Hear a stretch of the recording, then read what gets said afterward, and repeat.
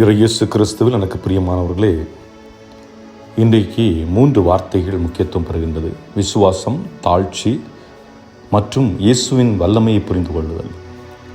இதை நாம் எங்கு பார்க்கின்றோம் என்றால், லூக்கா நற்செய்தி 7ஆம் அதிகாரம் வார்த்தைகள் 1 முதல் 10 முடிய. அதாவது நூற்றுவர் தலைவர் ஒருவர், 100 மனிதர்களுக்கு தலைவராக இருக்கக்கூடியவர். உரோமை அரசு இவரை படை வீரர்களுக்கு தலைவராக நியமித்திருந்தது.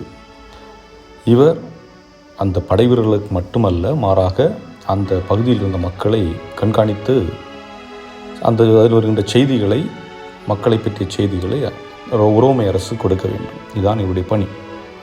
ஆக இப்படிப்பட்ட நிலையிலே அந்த படை பிரிவில் உள்ள அந்த 100 பேரில் ஒருவருக்கு உடல்நிலை பாதிக்கப்படுகின்றது. பொதுவாக நம்முடைய இல்லத்தில் பணிபுரிகின்ற யாருக்காவது உடல்நிலை சரியில்லை என்றால் நாம் பெரிதாக எடுத்துக்கொள்வதில்லை.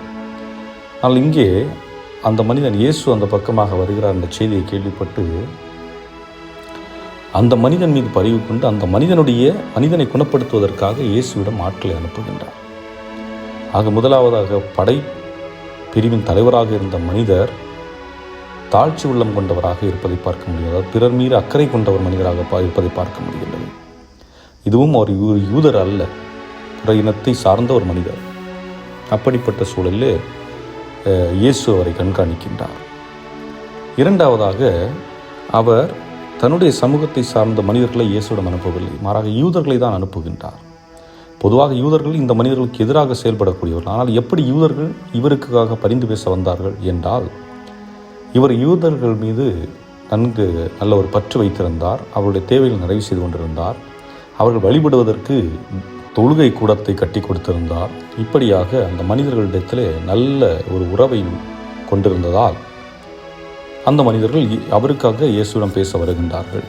மூன்றாவதாக, இயேசு அந்த இல்லத்தை நோக்கி போகலாம் என்று முடிவெடுக்கின்ற பொழுது அந்த மனிதன் செய்தி வருகிறது, அவர் இங்கே வர வேண்டாம்.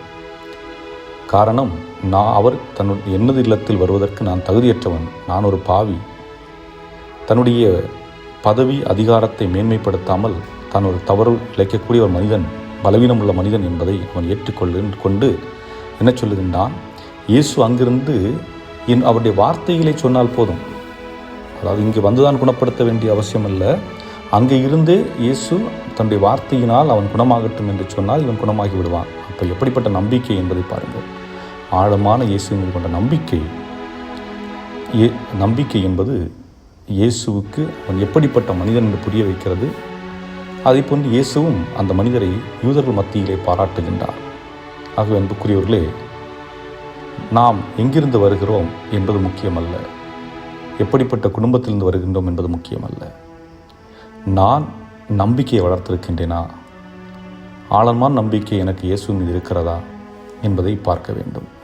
அவ்வாறு இருக்கின்ற பொழுது நிச்சயமாக நாமும் இறைவனுடைய அன்பையும் அரவணைப்பையும் எங்கிருந்தாலும் பெற்றுக்கொள்ள முடியும் என்பதை நாம் புரிந்து கொண்டு இந்த நாளை இறைவன் கருத்தை ஒப்புக் கொடுத்து ஜெபிப்போம். இறைவன் உங்களை நிறைவாக ஆசீர்வதிப்பாராக. ஆமென்.